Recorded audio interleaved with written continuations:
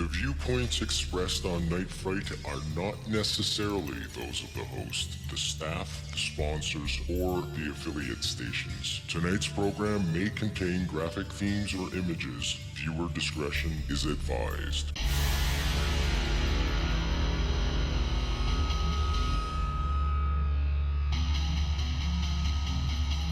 There is a time for question.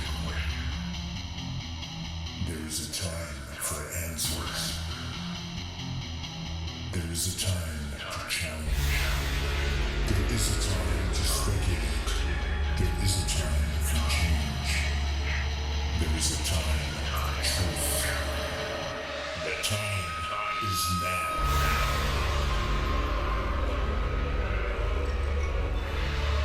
Welcome to Night Fright, your voice in the dark for horror and conspiracy.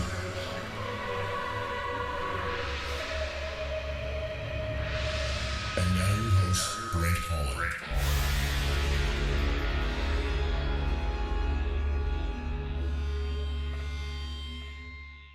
Showtime. Welcome to the show, folks. I'm Brent Holland. Welcome, one and all, to Night Fright. Tonight, folks, a guest all the way from California, where it is much warmer than it is here in Kingston, Ontario. That I can guarantee. Lon Milo Duquette is our guest tonight. Lon Milo, of course, fans of the show will know. He's written a book called The Wiser Book of the Horror and the Occult, Hidden Magic, Occult Truths, and the Stories That Started It All. And this is from the beginning of his book, by the way, folks. Horror is the literature of the damned, a demon child art form conceived in the fertile depths of subconscious hell, gestated in the lonely womb of fear and despair, brought to troubled birth by the midwife of tortured obsession, and reared to grotesque maturity in the prison asylum of a terrified imagination. Horror, to be truly horror, must be more than a frightening story. It must be a cloistered odyssey, a claustrophobic dance with madness, and above all, horror must be traumatic and soul-mutating spiritual experiences, sublime, elegant, and terrible. Okay, we've got to take this apart, Lon.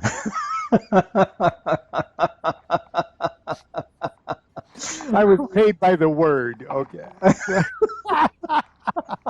Good answer. I love it. I love it, buddy. That's fantastic. Oh, jeez. Okay.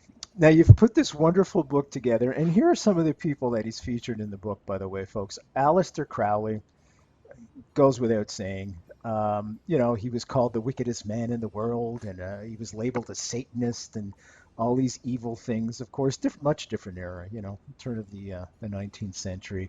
Arthur Machen, Stephen King called his novella, The Great Godpan, the best horror story ever written. Edgar Allan Poe, he's best known for his tales of mystery and the macabre.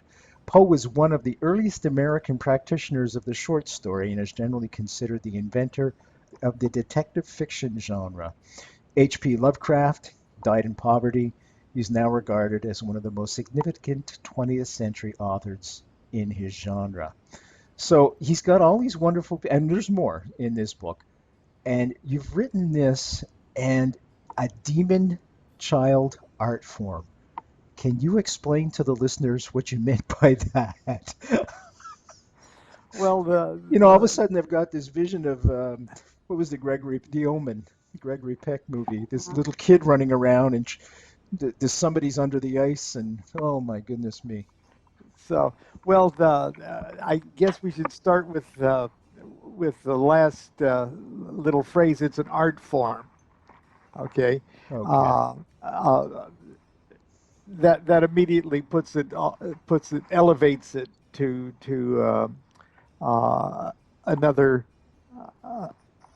another stature. Okay, it's an art form, but it's an art form. Then the next word we should look at is child, and a child is something that grows, that turns into something, that matures, that wisens up, that mellows, that ripens.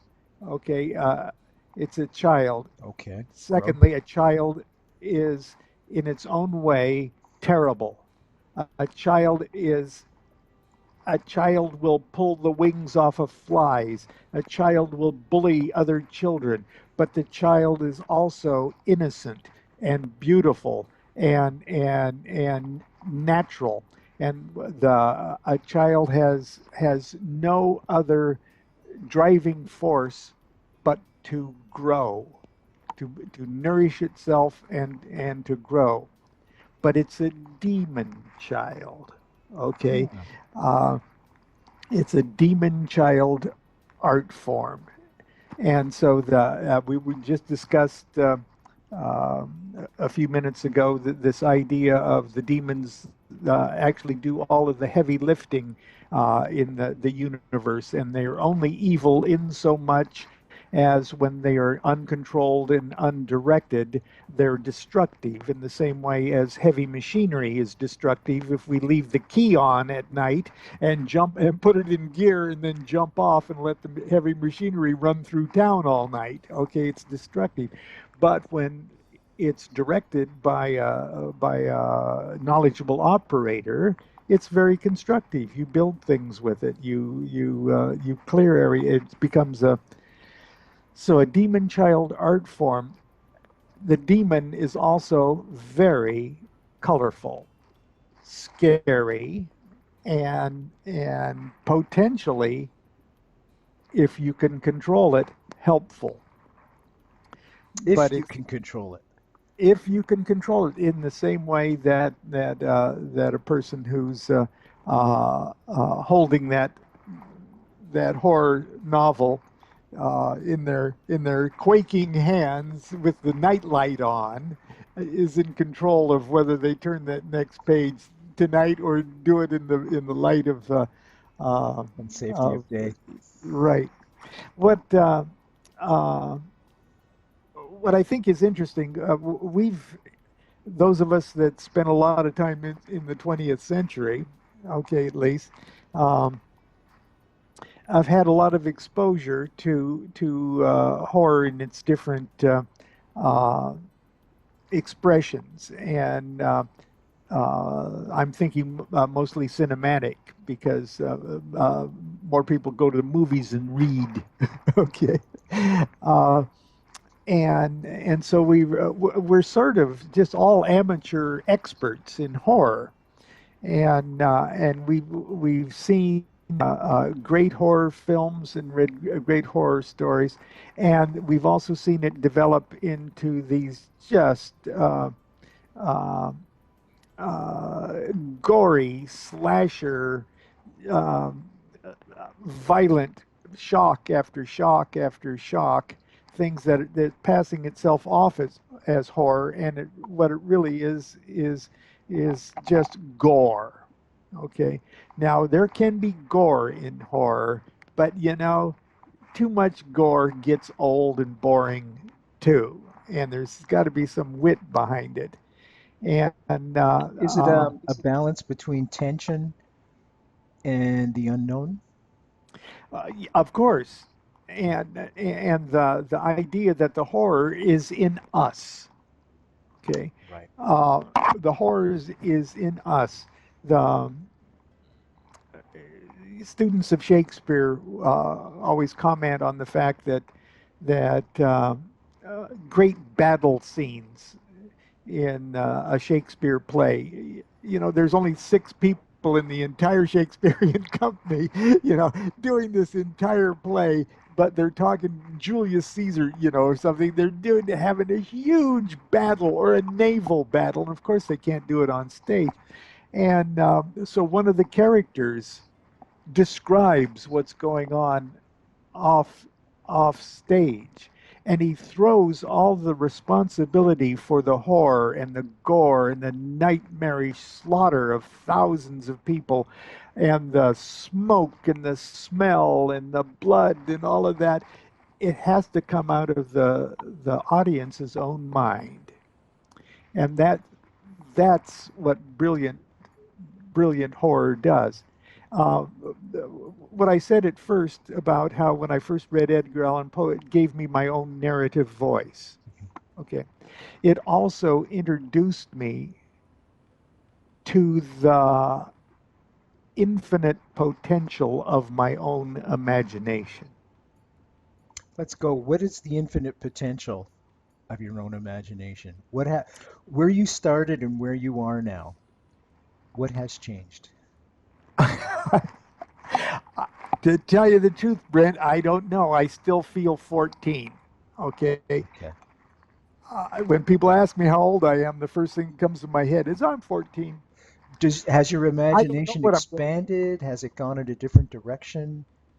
I have to think. I have to think it has. Okay, but I am so close to myself that I haven't been aware that it's happened.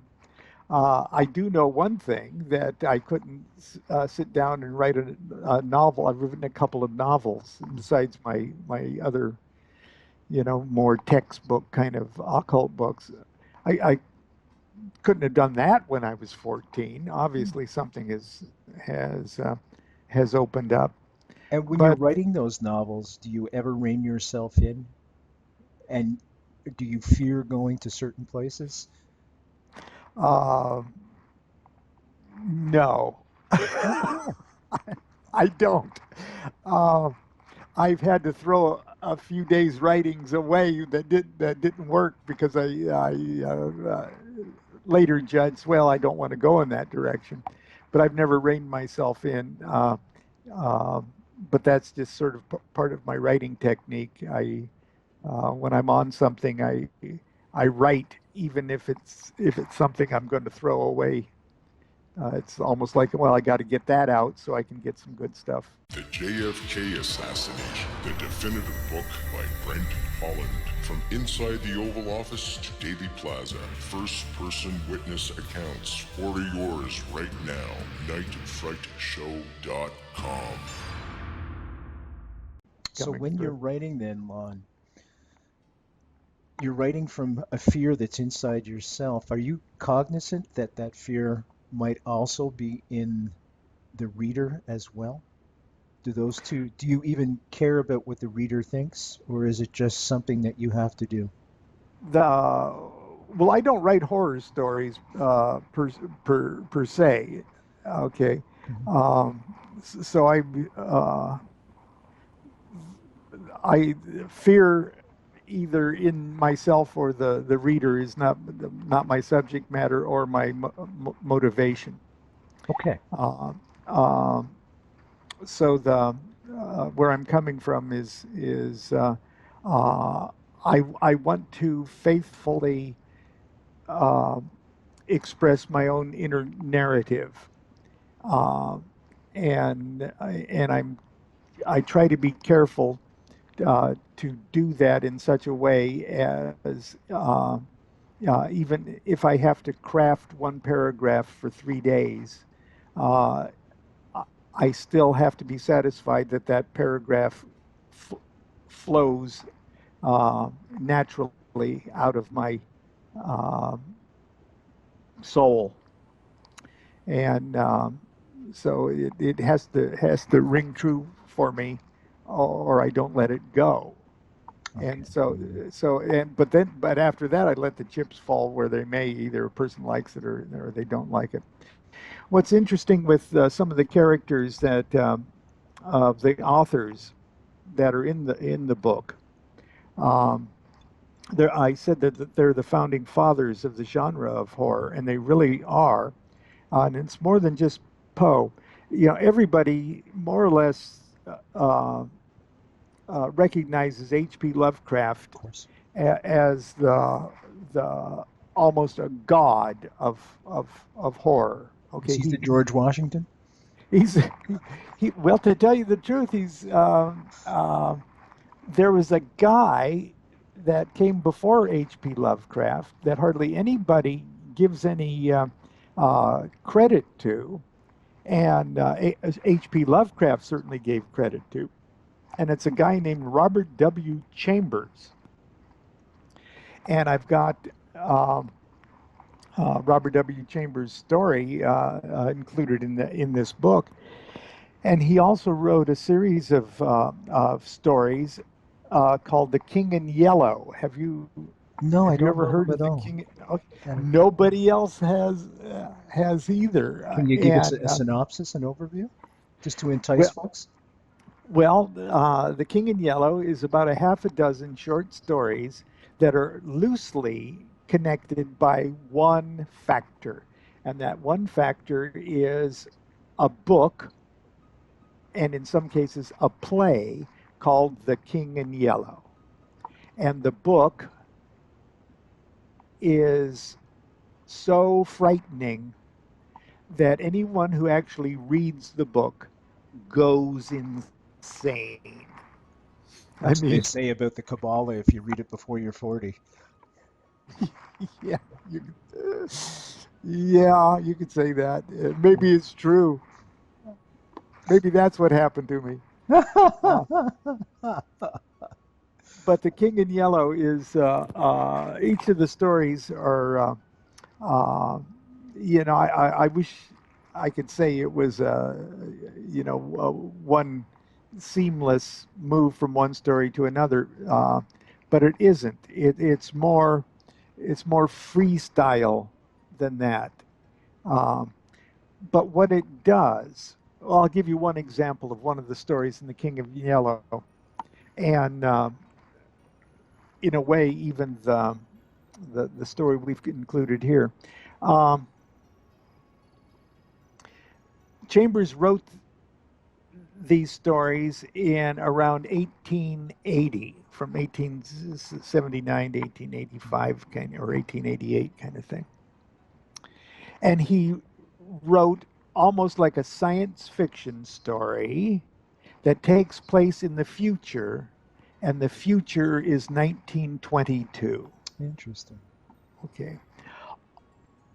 Already, at least from our modern point of view, already, do you see what that just did to your head? Okay. to try to picture a science fiction future of Washington, D.C. and an America that since the Civil War has been more or less ruled by almost benevolent military dictatorship. Okay, can you see the alternate reality that he's painting here? And then within that new alternate reality, he has a character who he describes with so much elegant texture in his description of the person and the person's thoughts and observations, because Chambers was a very classically, formally trained artist. I see. And you don't even know, even when you're through reading it, if the character that you've cared about and have followed through the whole thing is not completely insane. And it makes you at every point doubt and examine your own sanity. Okay, it's absolutely So that is, breathtaking. I can understanding how that can be terrifying. Yes. One of the top 10 things is it's fear of death, I think, is number one. Number two is fear of insanity, if I'm not mistaken. Yeah. Public speaking might be right up, right up in there. Yeah. at the top of that too. Yeah. So I'm a real fan of Chambers, and I another project that I did for Weiser was an ebook series of The King in Yellow. We published that. Another guy was Bulwer Lytton, and Bulwer Lytton actually belonged to magical societies in the earlier part of the 19th century. And he belonged to occult organizations. He was a Kabbalist. His story, Zanoni, is a famous story of a quote, Rosicrucian adept. And he's a wonderful example of somebody who is intimately knowledgeable in the workings of formal magical societies and technical magic, uh, who is also just a wonderful popular author. He wrote The Last Days of Pompeii, and he's the guy that started a story. It was a dark and stormy night. That's right. That's one of his very famous sayings. That's one of his famous sayings. The He's the pen is guy that, mightier than the sword. right. What was the other one? Pursuit of the Almighty Dollar. There you go. Yeah. There Yeah. you And go. there was several others, but those were the ones that.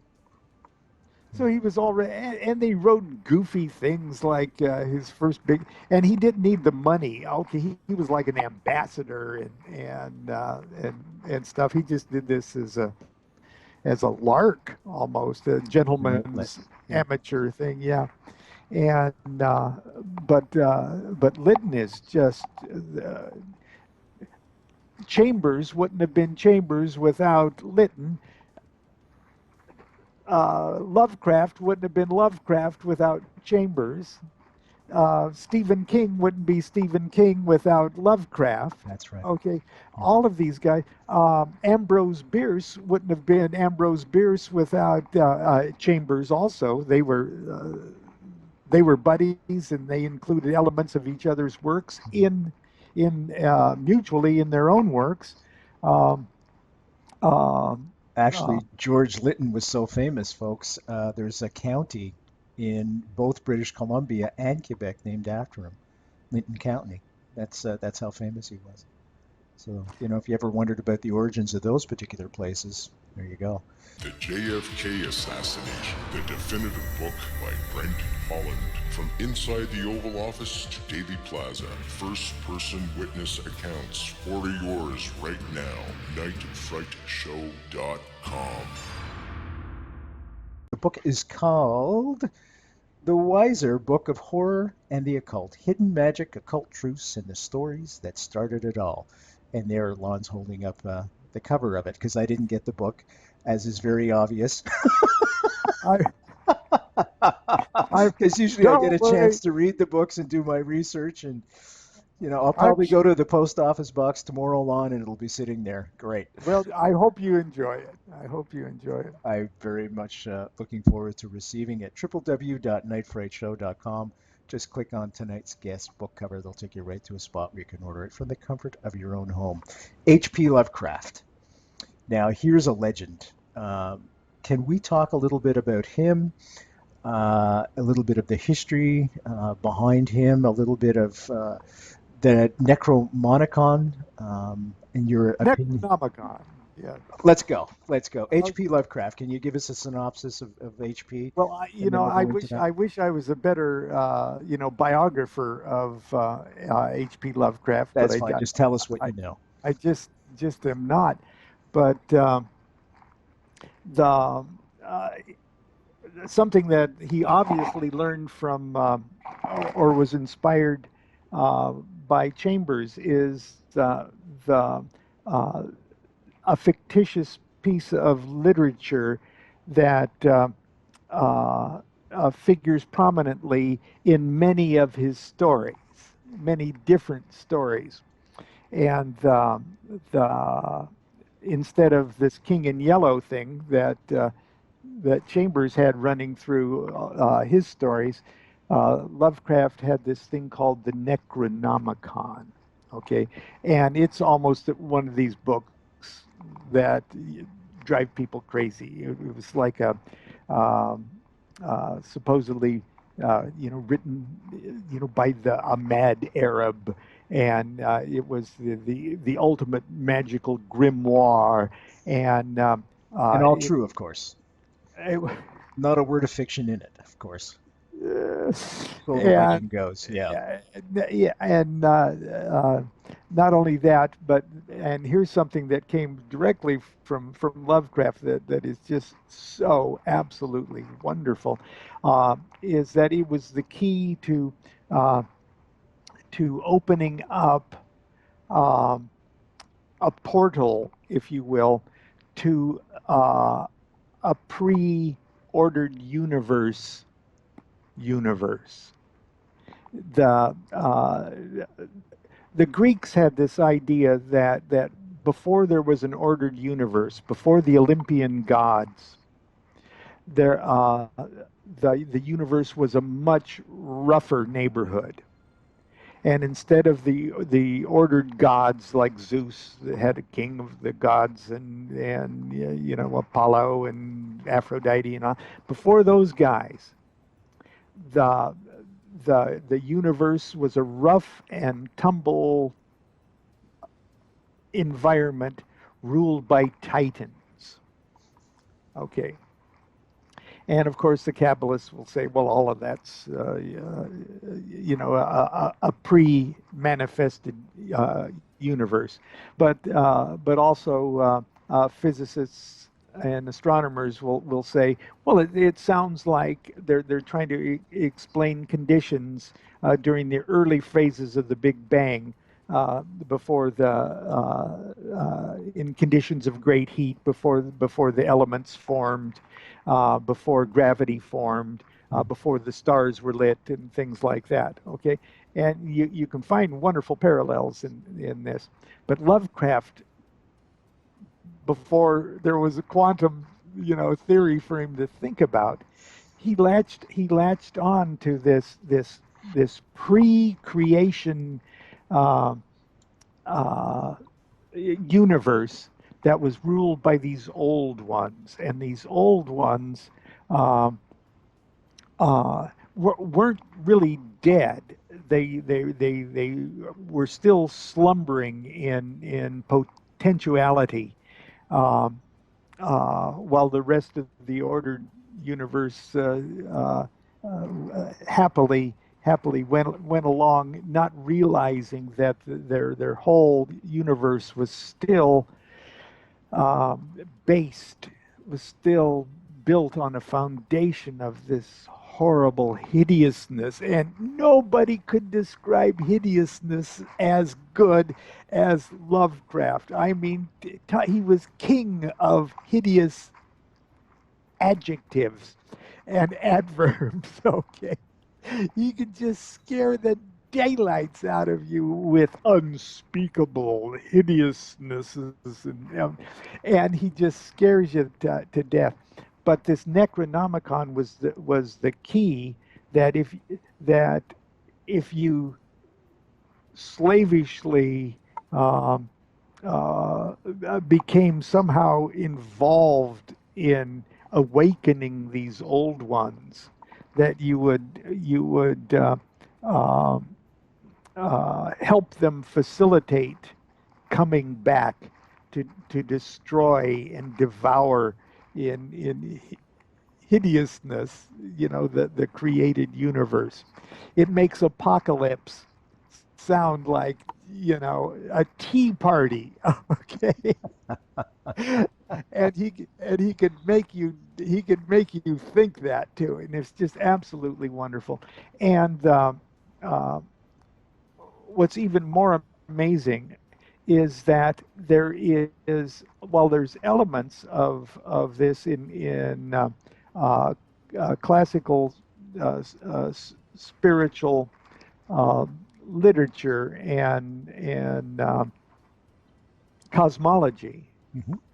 Okay, in a way, he's inventing a Kabbalah of his own. Interesting. That's a very interesting point.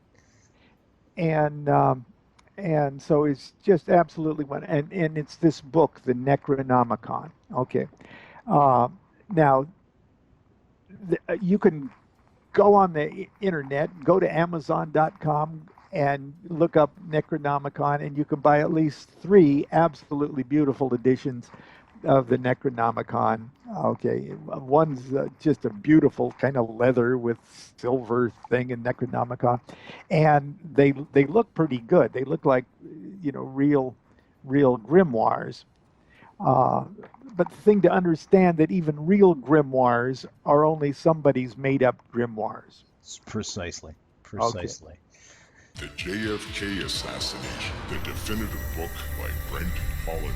From inside the Oval Office to Daily Plaza, first-person witness accounts. Order yours right now. nightfrightshow.com. Lon Milo Duquette's our guest tonight, folks. The Wiser Book of Horror and the Occult. Hidden Magic, Occult Truths, and the Stories that Started It All. www.nightfrightshow.com. Just click on tonight's guest book cover, and that'll take you right to a spot where you can order the book from the comfort of your own home. Okay, let's continue with some of the other authors that are in there. Bram Stoker. Now, here's a guy that is legendary for his book Dracula. That started... Look at everything that's spawned off of that since. It's just unbelievable. We owe him almost everything. I mean, gee, without Bram Stoker, where would Bela Lugosi and even Boris Karloff? All of them. Yeah. Yeah. Cushing and Yeah. and so Yeah. and all the rest. Yeah. What was he So thinking? To tell you the truth, he was thinking more as an anthropologist. Not that he had a degree in anthropology or anything, but he really was fascinated with the folk tales of Central Europe, and his idea of the legends and stuff of Transylvania are not fiction. Unlike Lovecraft, that he pretty much made a lot of, just pulled it right out of his hat, Yeah. Bram Stoker was working with existing legends and historical data that may have been misinterpreted. Some of it, at least, might have been misinterpreted conclusions about the condition of corpses during a time when tuberculosis and other conditions caused many people to be buried prematurely, or while they were still alive. Yeah. Yeah, and so for one reason or another, if the grave or the bodies of certain people were forced to be exhumed, and they opened up the casket and they saw that they were in just terrible, nightmarish condition, all sorts of stories could be created to match that evidence, and so to keep one superstition leads to another, and when somebody dies, maybe at a young age, to keep the imaginary vampires away from them, they'll dig them up and drive a stake through their hearts, and all of that stuff was going on.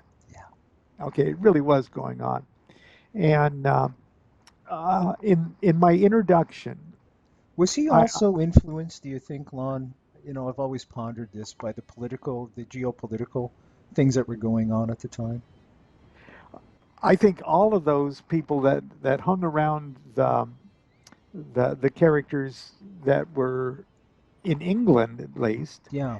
were members of the Golden Dawn, that magical society, Hermetic Order of the Golden Dawn. There's no proof that Bram Stoker was a member of the Golden Dawn. Okay. And there's no records of Arthur Conan Doyle being a member of the Golden Dawn, but they all hung out with Golden Dawn people. Yeah. Okay, they were. There's no doubt that they were all friends, and there is nothing for us to, the Golden Dawns. If you wanted to remain anonymous in the Golden Dawn, you could just say, "Don't put my name in your records," and they would have. But there's no doubt that they hung out with each other, and that's where Aleister Crowley comes in. Okay. Good segue. Yeah, good segue to Aleister Crowley, and because he joined the Golden Dawn about 1898, just at the as the Golden Dawn was about ready to blow up. But Bram Stoker and all of the Golden Dawn people, there were people in Hmm. government. Uh, the interesting things were going on. Uh, the monarchies were falling Yes. Yeah, all that was over my Europe, point. Yeah. and it may be just because it said 18 something, 1898, we think, oh, that's so long ago, but it wasn't. It was just a few years Mm. before, say, the Russian Revolution.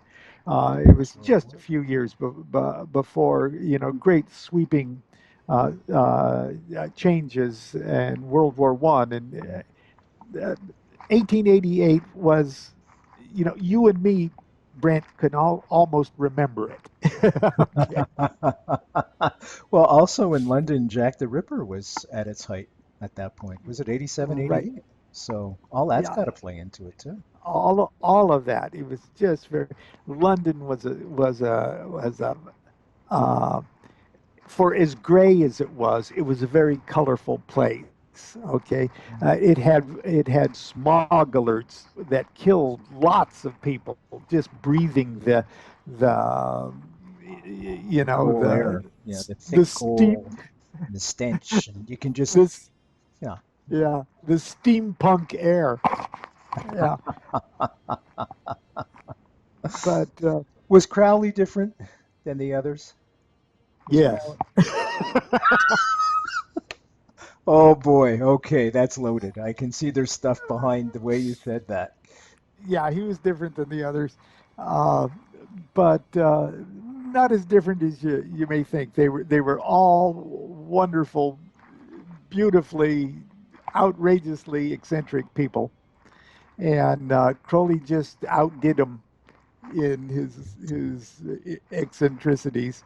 But he also was probably the the most scintillatingly uh,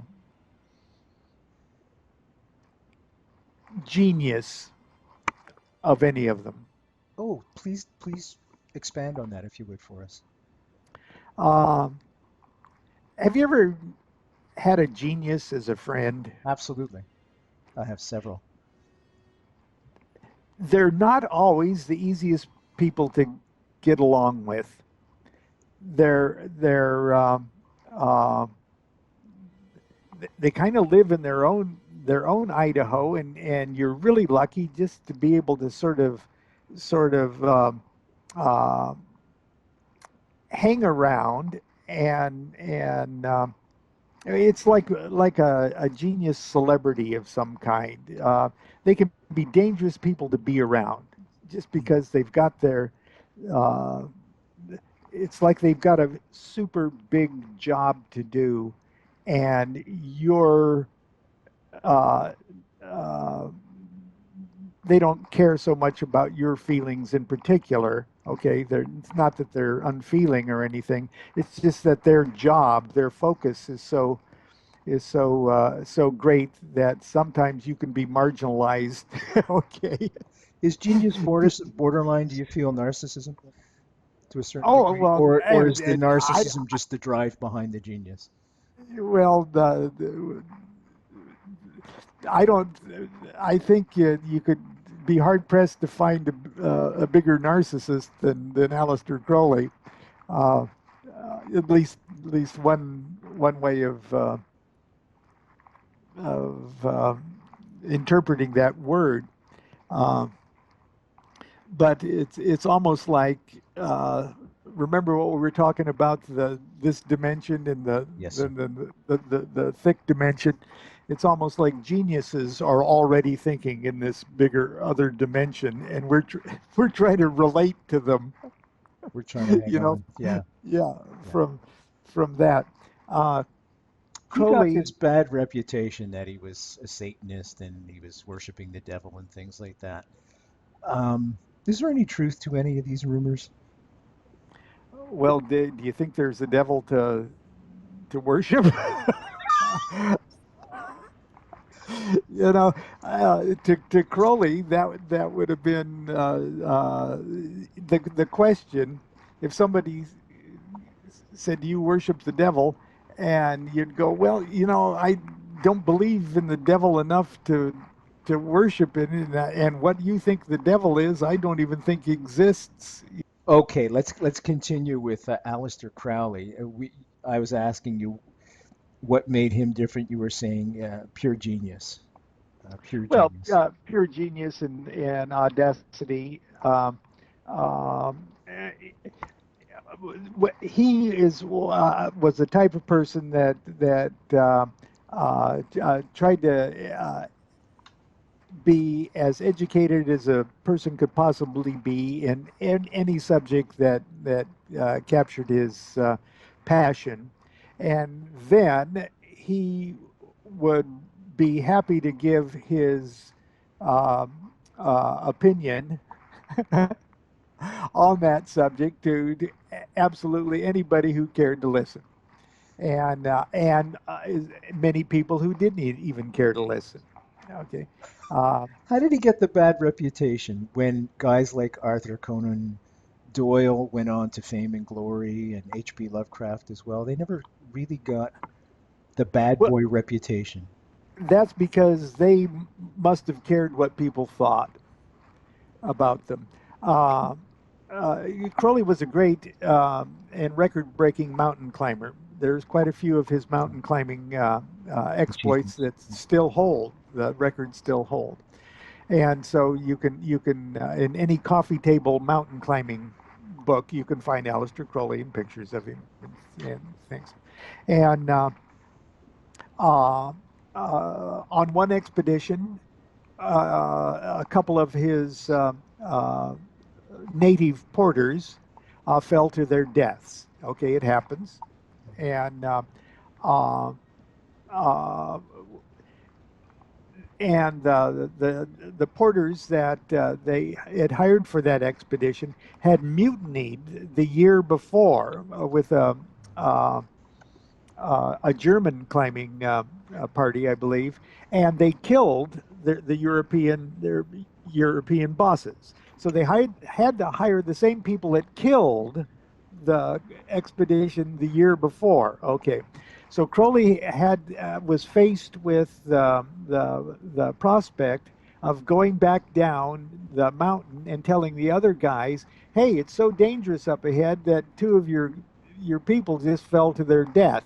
Okay, they would have mutinied. They would have been killed too. Okay, but Crowley was such a wild character. He came back and he didn't even mention that the guys were gone.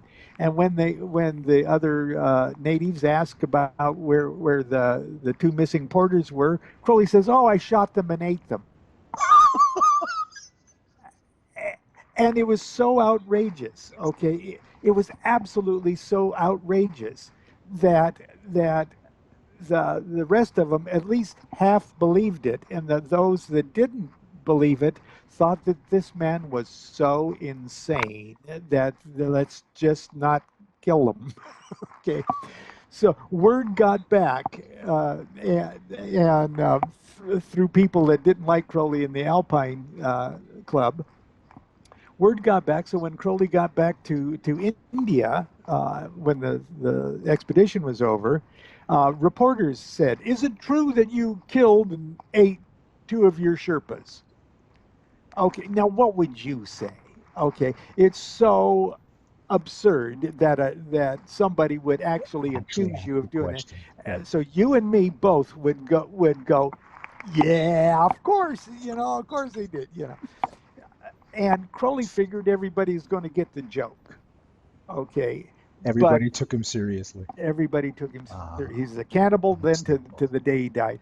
And so is it true you're a Satanist? Oh, sure. Oh yeah, I'm a Satanist. Yeah. And he's looking from a Kabbalistic point of view. Well, we're all Satanists. And yeah, but no. And then after a while, he said to himself, more or less, this is a pretty good thing. Because if somebody is so stupid to think that I'm evil, for trying to study the holiest things on the planet, for trying to grasp the holiest sciences of consciousness. If you think that's evil, if you're so stupid you think that's evil, then you deserve to think that that's evil. I don't want you as a disciple. I don't want you reading my books, you know. And it finally dawned on him that long after he was dead, all of his works that aren't truly only appreciated by a very small percentage of people that are exposed to him. If it wasn't for the people that hated him, the people that hated him kept his books in print.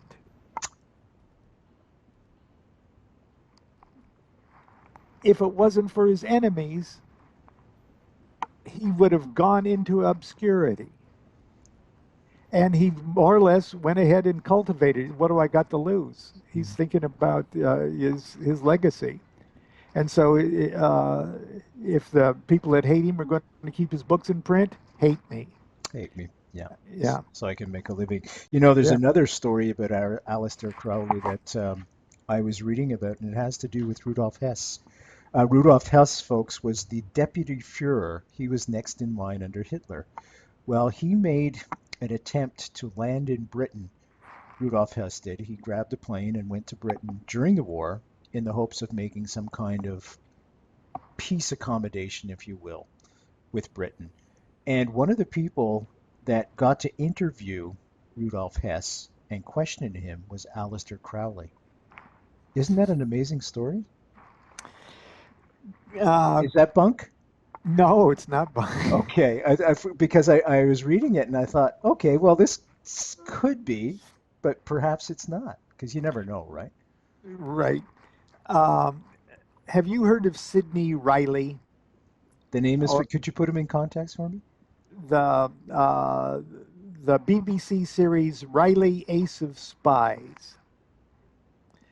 Sidney Riley is the modern, or at least early 20th century equivalent and model for James Bond. Okay. Sidney Riley was the world's most flamboyant and wonderful and horrible and sexy spy for England. He's a real character. The guy that wrote the book that the BBC made the series starring Sam Neill also wrote a book on Aleister Crowley, Secret Agent 666. Okay. Aleister Crowley went to Cambridge, supposedly with an ambition to be a, quote, diplomat. Okay. Okay. You don't go to college to be a diplomat, okay? If you say you're in college to be a diplomat, you've already been recruited by intelligence. MI6, okay. I guess, or MI5. Yeah. Or whatever the equivalent name was in those days. Yeah. Crowley, even though MI5 or MI6 would not confirm or deny this, still the guy that's not a magician or an occultist or anything else wrote the story on Crowley that of course he was. Crowley since his college days, because he was spies were amateurs in those days. They were gentlemen in those days. They had their own money. They traveled on their own dollar, okay, but they traveled in literary and arts circles, and they were spies. And it's funny to think that he was being, forgive the pun, demonized at home. Yeah. And yet he was such a patriot. He was such a life. And what the irony is, part of him being this patriot was for him to be accused of being a traitor. Crowley, more than any other single individual, was responsible for the United States coming into World War I on England's side. How so? Crowley Crowley came to the United States, got a job, convinced an English language German propaganda newspaper, convinced them that he was a German sympathizer. He got a job with the newspaper, and this was at a time when America was trying to stay neutral. Mm-hmm. But sentiment in the United States, if we were to go to war, sentiment in the United States was overwhelmingly in favor of going to war on Germany's side. Huh. Crowley came to the United States as agent provocateur for England, got a job with a German propaganda newspaper, and started to write editorials advocating unrestricted submarine warfare and all the things that we were afraid Germany was going to do, including the sinking of the Lusitania. Crowley's editorials were what was quoted in Congress that got the United States into the war on England's side rather than Germany's. We got to start to wrap up. I want to thank Lon Milo Duquette, folks. Thank you so much, Lon. I'm Brent Holland from Night Fright. See you all next time. You take care, my friend. You too. Stay warm.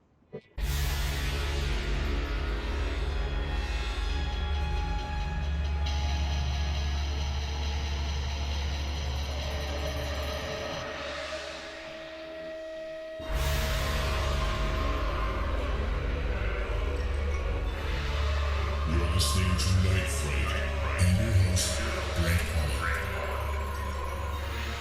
The time is now. Your voice on the guard for paranormal and conspiracy.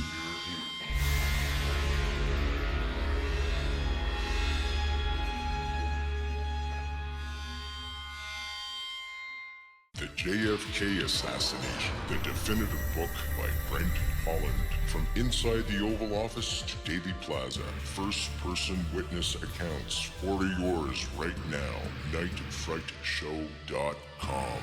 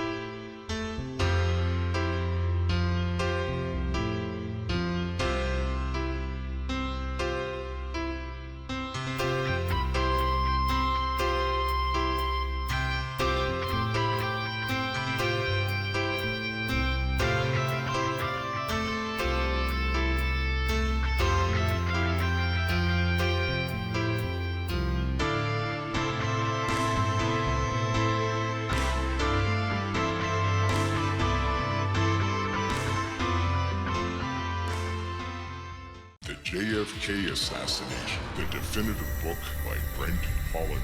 From inside the Oval Office to Daily Plaza, first-person witness accounts. Order yours right now. nightfrightshow.com.